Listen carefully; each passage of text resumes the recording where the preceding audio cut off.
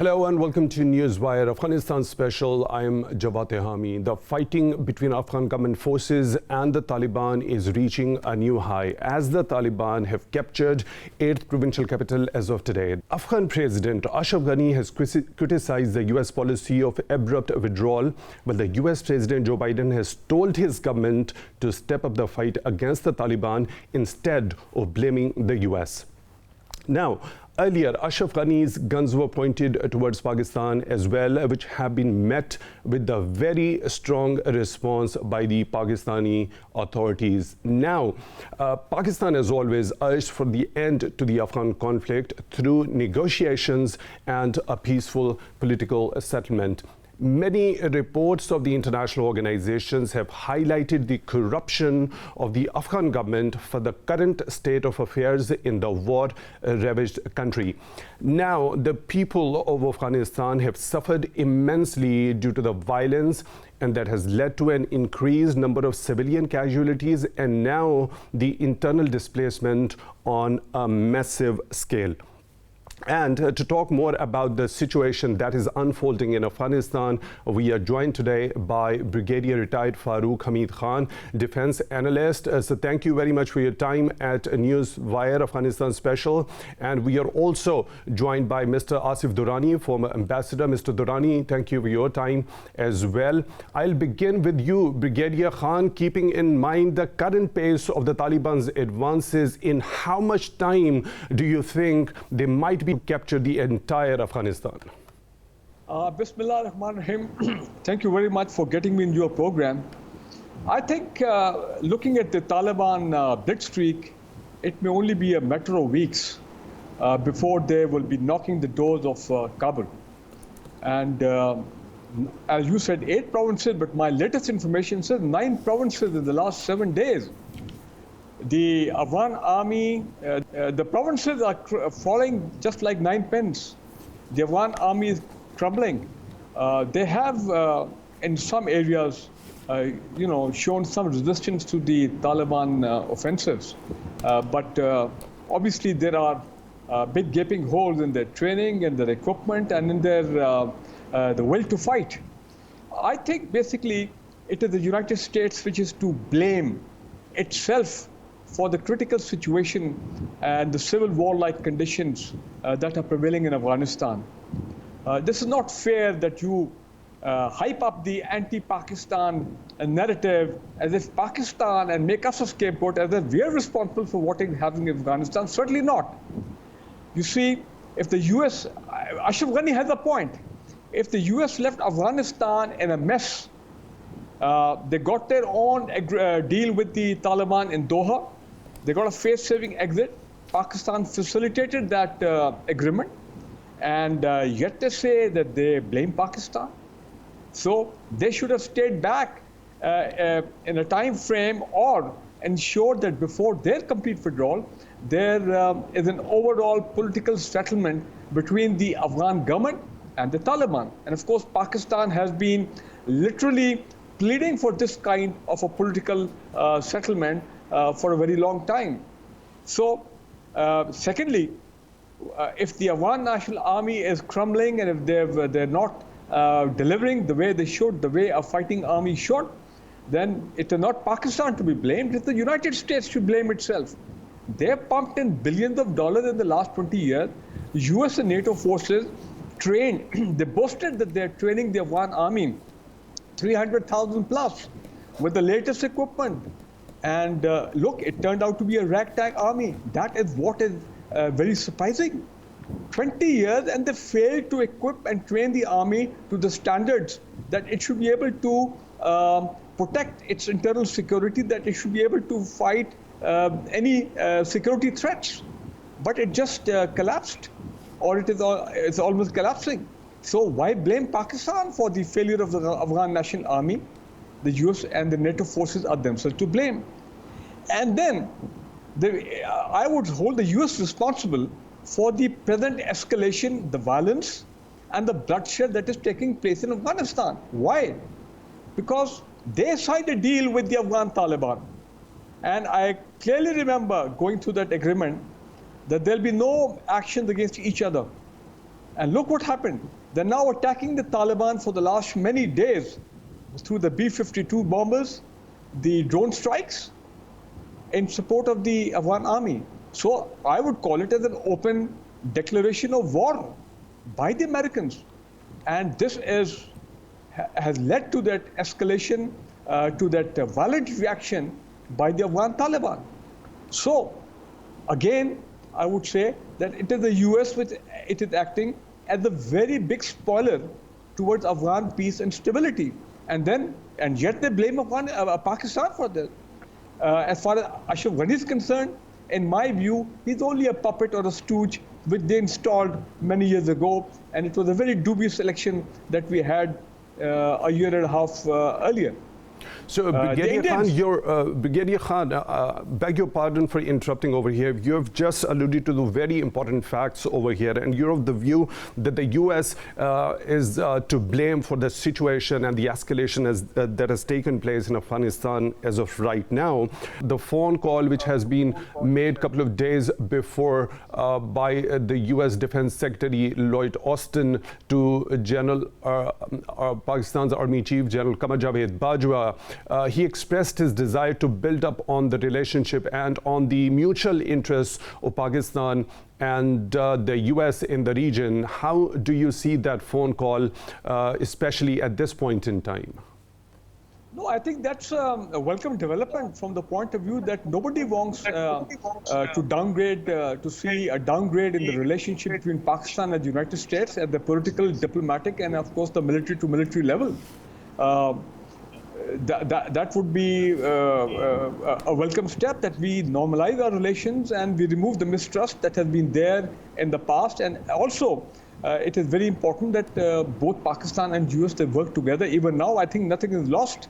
Our ambassador on Afghanistan, the special representative on Afghanistan, they're both right now in Doha, and they're trying to facilitate the peace dialogue between the Afghan government side and the Taliban. And of course, there's the trilateral the meeting going on in Doha, Pakistan, United States, and China, I believe, or maybe the Russian. And Pakistan is participating there to find a roadmap, a way out to stop this violence and bloodshed, and to have bring Ashraf Ghani and the Taliban on the dialogue table.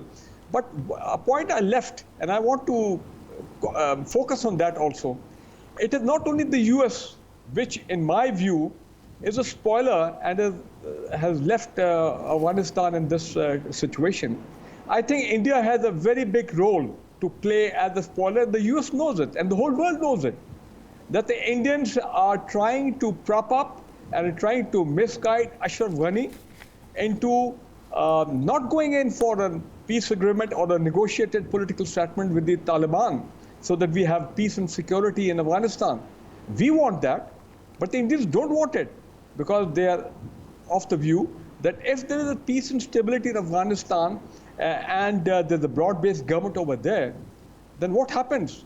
Then the Pakistani dream and the Chinese dream and even the Russians for connectivity between Central Asia, Russia, Afghanistan, China, and Pakistan, for the Belt Road Initiative, and for all other economic breakthroughs, they don't want that. The Indians are very upset.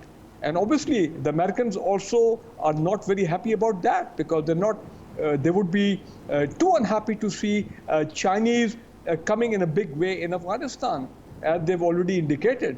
And the Afghan Taliban seem to have an understanding with the Chinese. They were there in Beijing only a few days ago.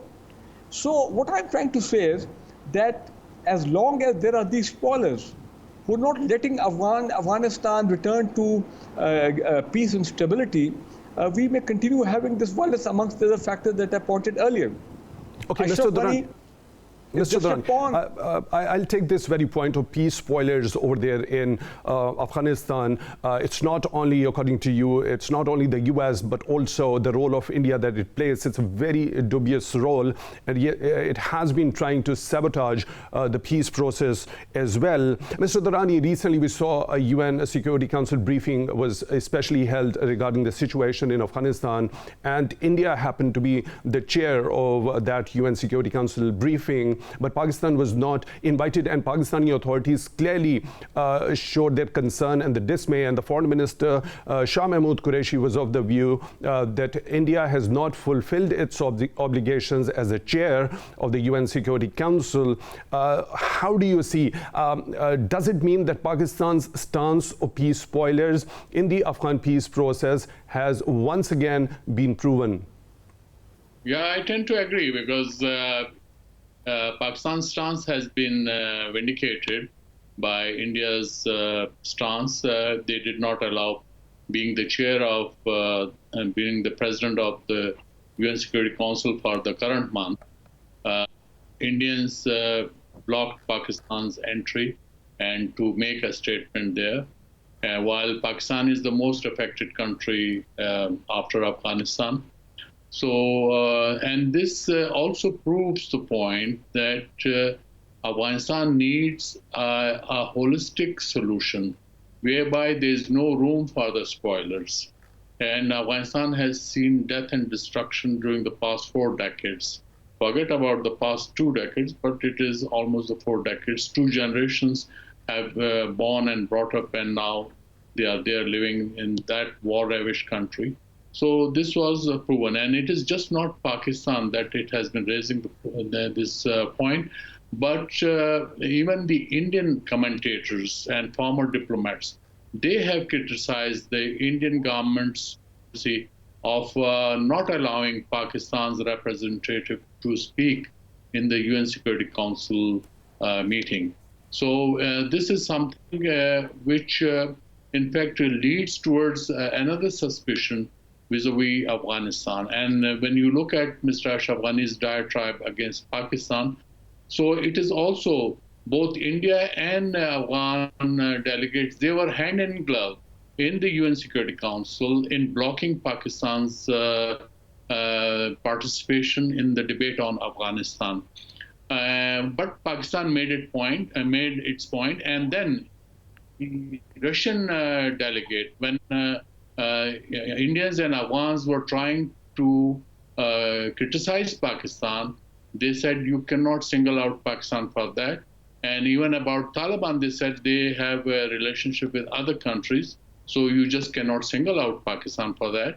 So this is something, I think it was a blessing in disguise. What India did in the UN Security Council, it exposed itself on multiple counts. Number one, it proved to be a spoiler in Afghanistan's case. Secondly, it has been a president of the UN Security Council. It should have displayed a neutral attitude towards the world. Forget about Pakistan, but it did not. It showed its partiality, and then it showed its animosity against Pakistan. And third, India is a candidate to become the permanent member of the UN Security Council. If this is the attitude displayed by the Indians, then it means God help this United Nations. And I think this point has also been raised, not only in Pakistan, but also in India, that on one hand, we claim to be a candidate for the permanent membership of the UN Security Council, and on the other hand, we are displaying this attitude. So I think it proved to be a blessing in disguise. And we should keep our stance clear vis-a-vis Afghanistan, that we don't have any favorites. For us, the primary importance goes to stability, peace and stability in Afghanistan. And that should be our focus, without diverting our attention or without indulging in any blame game.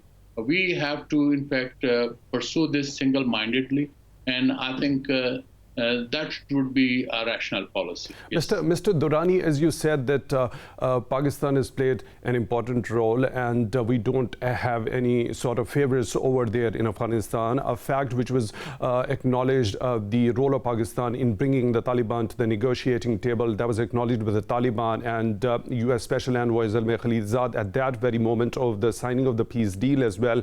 And that stance has been reiterated by the Pakistani officials a number of times, as we have seen in recent weeks and months. So what basically we make of this statement of Foreign Minister Shah Mahmood Qureshi, when a couple of days before in his press conference he said that Pakistan can act as a facilitator to the Afghan peace process rather than as a guarantor. So this statement gives us a sense that somehow Pakistan has got the leverage on making the Taliban to do something, bringing them to the negotiating table. So how do we differentiate between being a facilitator merely and a guarantor of the peace over there in the war-ravaged country? Jawad, when you say facilitator, it means that you can take the horse to water, but you can't make it drink. So this is the facilitation. We cannot tell the Taliban what to do, what not to do, because had this been so, then I think we should also be authorized to tell the Afghani government delegation that what they should do and what they should not do. We are not a mediator. We are a facilitator, and that too to a party with which we have established contacts. The same context you can find, Iran has the context, which also provides financial assistance as well as military assistance. They have relationship with Russia. They have relationship with China. Recently, Mullah Baradar, he was in Beijing, and he was accorded almost as a foreign minister's welcome, and his photographs, pictures with Foreign Minister Wang, in fact, became viral throughout the world. So in a way, the Taliban's credentials have been established, if not elsewhere, at least in the immediate neighborhood. So this is the Indians are trying to establish their contacts with the Taliban.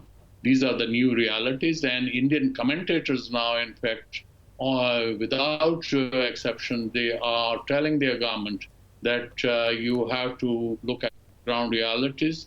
You have stuck to Ashraf Ghani government, which cannot deliver. So I think ground realities are different. But having said that, it is also important that the peace in Afghanistan can only come through political means. If Taliban rely mostly on the military means and they capture Kabul, even if they capture Kabul by force, I don't think there is going to be a smooth sailing for the Taliban.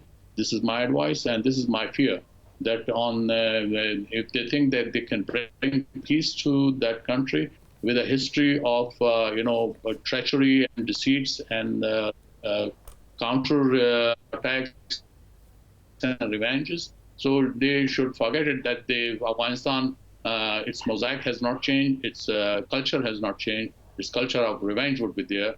So it is better that both sides, whether it is Taliban or the Ashraf Ghani government side, they have to give concessions, because when you talk politics, then it is give and take. It is not that you will only be a victor and the other side would only be the vanquished.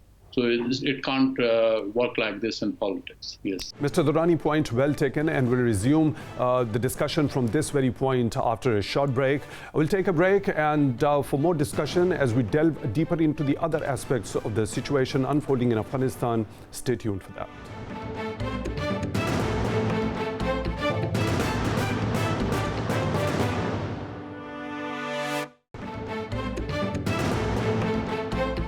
Welcome back to News Wire Afghanistan Special. We are joined by Brigadier retired Farooq Hameed Khan, defense analyst, joining us from Islamabad, and Mr. Asif Durrani, former ambassador, also joining from Islamabad. Thank you, gentlemen, for your time at News Wire Afghanistan Special. So I'll resume the discussion with you, Brigadier Khan. A very important point which is mentioned by Mr. Durrani, and this point was also mentioned last day. I had discussion with Lieutenant General Naeem Khalid Lodi as well. General Lodi was of the view that there is very less likelihood of the Taliban attacking Kabul, and what do you think? Is there any possibility that they might go all the way attacking and capturing Kabul?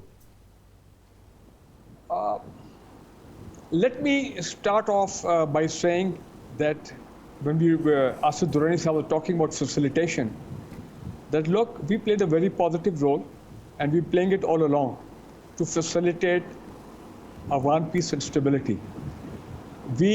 Last month we wanted to host a conference in Islamabad and all top stakeholders were invited in that conference. And if you recall that after the Tashkent meeting between Prime Minister Imran Khan and Mr. Ashraf Ghani, where of course we expressed our resentment at the continued infiltration from the Afghanistan side in the form of supporting terrorist attacks in Pakistan, the meeting was called off. So had that meeting taken place, there would have been a chance to have some sort of consensus between the leading Afghan groups for political settlement and a dialogue with the Taliban, but that was scuttled by Mr. Ashraf Ghani. Now, we also see, and I want to bring out this point also, we also see a very clear Afghan-Indian collusion in the sort of propaganda that we have against Pakistan for the last few days. And one of them, which they're saying, is that Pakistan is supporting the Afghan Taliban. Hello, can you hear me? Yeah, please go ahead. That Pakistan is supporting the Afghan Taliban. That means we are giving them some military support and things like that. But that is highly unjustified. Why? Because we've worked very hard for the last few years to double fence the Pak-Afghanistan border, and now we have almost 95% it is ready. The army is deployed over there, Pakistan army is deployed over there. We have a series of forts, a network of forts and electronic surveillance devices, maybe electronic drones also, so that to ensure that there is no infiltration either from our side and of course from the Afghan side also. We're trying our best. So therefore this talk of that Pakistan is militarily supporting the Afghan Taliban in some way is totally false and unjustified. And according to you, it doesn't hold any water at all. No, not at all. Now, okay, quickly, so can you repeat that question quickly? I want to answer that. It's very important. I just forgot what you asked just now. Your question. A few minutes ago. I'll come back to you with that question later in the show, but you have just mentioned a very important point over here, that the Afghan government blames Pakistan that it's supporting militarily the Afghan Taliban, but since Pakistan has completed 95% of the border fencing along the Afghan border, so there happens to be no chance of such a scenario, and it is very baseless. So there is another aspect which is related to the violence as it escalates over there in Afghanistan. So we might see a huge number of refugees heading towards Pakistan. So what would be the strategy of the Pakistani authorities in that case if it happens? You're asking me? Yeah, Brigadier Khan. Okay. Look, I think we should not be falling into the American trap where reports are coming that they want us to get ready for refugees and open our borders. Not at all, sir. We've already suffered a lot in the past. We still have lakhs of Afghan refugees on our soil, both in the camps as well as all over Pakistan. And some of them have been exploited and misused by the anti-Pakistan forces across the Afghan border all along. And therefore, there's no question that we should be getting these IDPs. And the latest what we heard is that the IDPs are all converging onto Kabul, lakhs and lakhs of them. So it is the responsibility of the international relief agencies, the United Nations High Commission for Refugees or Displaced Persons, whatever you call them. They're supposed to now help the Afghan government look after those IDPs. And if at all they have to go into camps, then there should be specially designated buffer zones inside Afghanistan on the Pak-Afghan, on the other side of the Pak-Afghan border, where these people should be kept if the matters get prolonged. But Pakistan should not accept them. And now I remember your question. I don't think the two sessions that are going on in Doha right now, that I talked earlier, there is a chance that before the Afghan Taliban actually move into Kabul, they'll probably be at the doors for some time, and there may be a final effort on behalf of the international forces. If we can prevail on them, Pakistan is all out for a peaceful solution. China supports a peaceful solution. The Russians support a peaceful solution. It is only up to the Americans and the Indians. If they want us a peaceful Afghanistan, a secure Afghanistan, then they have to put pressure on the Ashraf Ghani government that, look, now we've had enough of violence, enough of bloodshed, and now you sit down with the Afghan Taliban and decide about political future, a political course of action. So my point is this, that when the Afghan Taliban, if they reach the doors of Kabul, they would probably be in a very strong position to negotiate. As they say, they'll negotiate from a position of strength, and Ashraf Ghani probably knows that. And we all hope that we do not see a situation where the Afghan Taliban have to move into Kabul, take over militarily by force, because there's going to be a lot of bloodshed and there's going to be a lot of violence over there, and nobody is going to like that. So we still believe, and I think people in Afghanistan also want that Ashraf Ghani should now come out of that situation mindset of being very stubborn or being very adamant and sit down with the Taliban. Brigadier Khan, your point is well taken. So, Mr. Durrani, the first aspect which was elaborated upon by Brigadier Khan about the refugee influx towards Pakistan, since 95% of the border fencing is completed over here. So, we are going to see some sort of a different strategy on the part of Pakistani authorities as far as the refugee influx happens to be towards the Pakistani side this time around? I think one should be aware of the fact that if the refugees influx is in Pakistan, you cannot stop it under the international law. So, as per the international law, does it become the humanitarian obligation for that country where those refugees are headed towards? Well, one thing should be clear, that if people seek refuge in another country, you are under the international law, you are bound to give refuge to them, because it's the question of saving their lives, and they cannot be put into danger.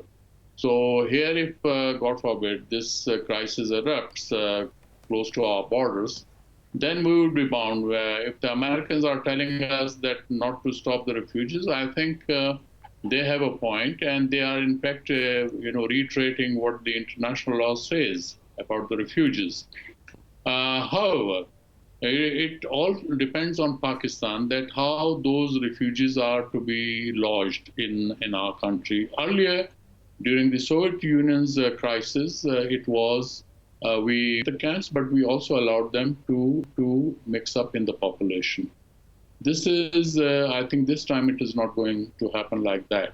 But having said that, still, the problem is that luckily, Afghans, Taliban, the promises they have captured so far, the refugee crisis has not erupted to, or is not being faced by the neighbors of Afghanistan. So this is something important. And this also, however, Kabul is receiving internally displaced persons, and close to 50,000 refugees have, during the past, day before yesterday, this was the figure which was mentioned in the international media. So refugee crisis is like this, so you have to cater for that. But I don't think that we can stop the refugees in the Afghan side. If that happens, then it means that in Afghanistan there would be peace, that they can be lodged in the Afghan territory. This is not going to happen. Yes. Okay, so Mr. Durrani, the point I get out of your conversation on this particular point, that it becomes incumbent on a certain country towards those refugees are headed towards. Brigadier Khan, what do you say? As per the humanitarian obligations of a certain country, don't you think it would become a little difficult sort of a scenario for Pakistan to handle if such scenario arises in future? Look, Jawad, with all respects to Ambassador Durrani Sahab, I will beg to disagree over here. Okay, why that always Pakistan has to suffer? We're still suffering the effects of the Afghan jihad. When those 4 million refugees came to Pakistan, initially they were all lodged in camps. I remember We used to fly in helicopters when the VIPs used to come and visit them during the days of General Ziaul Haq. And everything was fine. But then slowly they started leaving the camps, whether it was our negligence or whatever you say, and then started moving into all over Pakistan, somehow they are managed by hook or by crook, they got those Pakistan identity cards and things like that and got down to business and settled in Pakistan. We have now the second or third generation coming up in Pakistan. My point is this: why should Pakistan suffer again? Why is it only Pakistan which has to respect the refugees law, international law, whatever you say? Because more refugees coming down to Pakistan initially, yes, we will do our best to put them in the camps after the Soviet invasion, but then slowly they will move out, and they will become the source of more internal destabilization and risk to our internal security. And we're still trying to cope up with the economic backlash that we had after the Afghan jihad. There's such a huge influx of refugees. So, for example, just take the case from the security point of view, Islamabad. Now, Islamabad, they say, the demography of Islamabad has changed a lot, because a very huge Afghan population has now left the camps and settled in Islamabad. So we don't want that. We don't want our economy to be overburdened. We still, our economy is very fragile, and although we're making best efforts to recover and revive. So I'm sorry, but I think the government of Pakistan, the civil and the military leadership have to sort it out with the United Nations, with other powers, that we are not in a position to go through the same cycle of disaster that we faced after the Afghan jihad, when we became a frontline state of the Americans. And I'm so glad that I just want to add here that I'm glad that Prime Minister Imran Khan has shown the courage that we are not going to be a frontline state anymore. We are not going to fight anybody else's war. We will not let Pakistan soil be used against any other country or, like that. And I think the message has been well received by the Americans, and I believe that the Americans are upset about this, because they thought that they could, diplomacy aside, they could arm twist Pakistan into whatever they wanted. Just like what happened in 2001, the war on terror was never ours. It was forced upon us. It was the biggest strategic blunder, I would say, that Pakistan made by joining the war on terror. And look what has happened in the last 15 years. 80,000 Pakistanis have died. 7,000 to 8,000 Pakistani officers and men have sacrificed their lives. Our security forces, the police, the intelligence agencies, they've lost hundreds and hundreds of their brave men. So I'm glad that the Prime Minister of Pakistan we have a leadership that has taken a bold and principled stand that enough is enough. Pakistan is going to be different now. And yes, we'll be partners in peace, but not partners in any conflict. And I'm glad that the civil and military leadership of Pakistan, they are on the same page as far as Pakistan's national and national security interests are concerned. So, Brigadier Khan, I'll take this very point. It's very pertinent to ask Mr. Durrani. As we have seen in the past, various US administrations, whether under President Trump and now even under President Joe Biden, we have seen those administrations blaming Pakistan as well, and they never acknowledged in that manner the sacrifices and the role which was played by Pakistan being the front line ally in the war on terror. What do you say? I mean, this time around, as Brigadier Khan alluded to, the Pakistani authorities have taken a very clear-cut stance that they want to be a partner in peace, not in conflict. Yes, it depends when peace returns, but I'm sorry I have to disappoint you, because these are not choices for us. For instance, when 9/11, America was allowed by the UN under the Resolution 1373, under the Chapter 7, whether you like it or not, whether it was your war or not. It was imposed on you, and you had to comply with that. So I'm afraid international law and international norms and politics is different. It cannot comply to our wishes, which we want to. So same is true about the refugees, whether the Brigadier likes or not. This is the international law. If refugees are knocking our doors, you cannot shut it.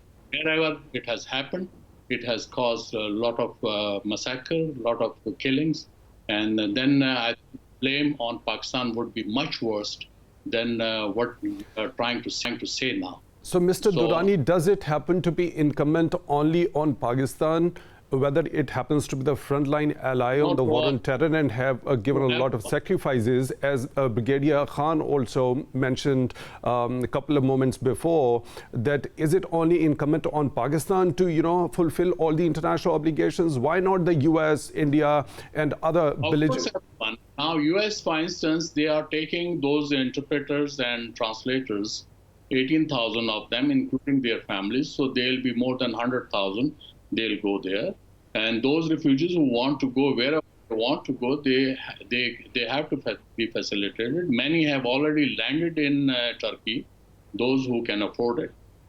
So these are happening, and this is not something new. Not only that, after 9/11, much before that, almost a million Afghans are settled now in Europe, in America, in Canada, in Australia.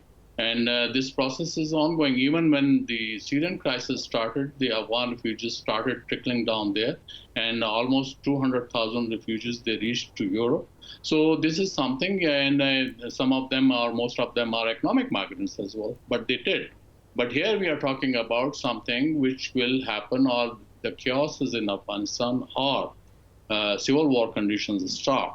And if the refugees go right, left, or north or south, then those countries which will border, for instance, Iran cannot stop it, or Turkmenistan, Tajikistan, Uzbekistan, because under the international law, they have to provide shelter to those people who are running for life.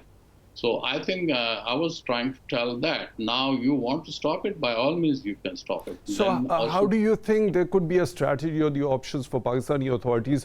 Because as you mentioned that a lot of Afghans went to the Western countries as well, but over here when they come to Pakistan, as Brigadier Khan just mentioned, there happens to be security issues over here. And look at the demography of the capital over here, Brigadier Khan just mentioned. So let me tell you that Iran managed it. I was ambassador in Iran, and I served even as first secretary way back more than 2 decades ago. But till 2 years ago, I was ambassador in Iran. They have managed the Afghan refugees. Since our rule of law is weak, we could not pass. So here's the problems. So that is why that they could go to the cities and all that. In Iran, it is not possible. Yes, they have issued work permits to the people. So mostly they are in the construction industry. Those skilled laborers, they work, and those hard jobs, they are done by the Afghan refugees. That is under the work permit that those refugees are allowed. So you have to manage those affairs, since this is a problem. And now Afghanistan is a neighbor. You just cannot take out that neighborhood from you. It is very much there. So 40 to 50,000 Afghans, they straddle Pakistani border every day without visas. And this is happening, and this kind of an access which Afghans enjoy, they don't enjoy in their immediate neighborhood. So what to do? This is not has started today or after the 9/11. Mr. Durrani, your point is well taken. Unfortunately, we are short of time. I'll take this very point to Brigadier Khan. Brigadier Khan, Mr. Durrani is of the view that since a lot of Afghan refugees have headed towards Iran as well, but there are certain mechanisms that have been evolved by the Iranian authorities, and they have managed them well. So what do you say about that? Look, as I stated earlier, and I want to maintain my position, that we already have about 2 to 3 million Afghan refugees still in Pakistan, both in the camps and outside, spread all over the country. It is a very sensitive situation. There are sensitivities involved as far as internal security, as far as terrorism, and all those things. And I think the government of Pakistan is alive to this issue. as to how we handle, on one side, the international laws, and how do we handle our own interests, safeguard our own security interests. And one way could be that, as I said earlier, that we prevail upon the international agencies that we cannot allow a huge influx, and you need to have a buffer zone, areas designated inside Afghanistan, where these refugees can be then put in camps. And obviously there should be an international aid effort or humanitarian effort. Exactly. And there should be. There are certain international obligations on the countries. We may also contribute to that. I don't say that. You don't see an issue in Pakistan contributing to that one. We are short of time. Brigadier Khan, very quickly and briefly, one very important aspect. So this situation that the Afghan people are facing, does it has to do with any sort of a corruption by the Ashraf Ghani's government? Because there are certain reports by the United Nations Assistance Mission in Afghanistan that has highlighted that the corruption was rampant over there in the Ashraf Ghani's government. What do you say about that? I'm glad you brought up this point, and believe me, I had written in my notes also that the billions of dollars that were pumped by the United States and international agencies into Afghanistan to equip the Afghan army and for governance and to support the Afghan government, well, a lot of it, I will not say most of it, but a lot of it, I'm sure, and now the evidence is coming out, typical of a corrupt government, typical of misgovernance, typical of a corrupt administration, that the money was skimmed by their leadership. And I just saw the video of Marshal Dostum, his palace. And believe me, on one side I had the video of the IDPs begging for food in Kabul, and the other side I see Marshal Dostum's palace. And so many other government buildings and compounds and the homes of the rich elite of Afghanistan. So yes, this is also a big issue, and this is also one of the reasons that you have a rich, corrupt elite over there, and you have the poor Afghans. Big divide. So, Mr. Durrani, what do you say about this particular fact? This has been raised by not only by the United Nations Assistance Mission in Afghanistan, by a number of other international organizations as well. And today, Pakistan's Federal Minister for Information and Broadcasting, Fawad Chaudhry, also raised this question, if I am allowed to quote that one, with 8th province falling to the Taliban, people of Afghanistan and people of the USA must question the so-called leadership of Afghanistan with $2 trillion vanished that they received to build the Afghan National Army. How come all ministers and generals became billionaires, unquote. So, Mr. Durrani, this particular question happens to be very valid at this point in time. Yes, you're right, and even Americans have questioned that. If you look at the Special Inspector General on Afghanistan's reconstruction, SIGAR, which is our watchdog on spending in Afghanistan, they said that Afghanistan spent $164 billion during the past 2 decades in Afghanistan, including $7 billion on Afghan defense forces. But it has stuttered. And then the ghost soldiers are there. Desertion rate is high now in the Afghan army. That is there. And the reason was quite obvious, because Americans brought Karzai and Ashraf Ghani, they paratrooped them, and they were not from run-of-the-mill politicians or leaders who have sacrificed for the sake of Afghanistan. This was not the case. Americans brought Mr. Karzai despite the fact that Professor Sattar Siriyat got 11 votes out of 3 in Bonn conference. So it is quite obvious, and Americans are now tasting their own medicine. That's why they have left.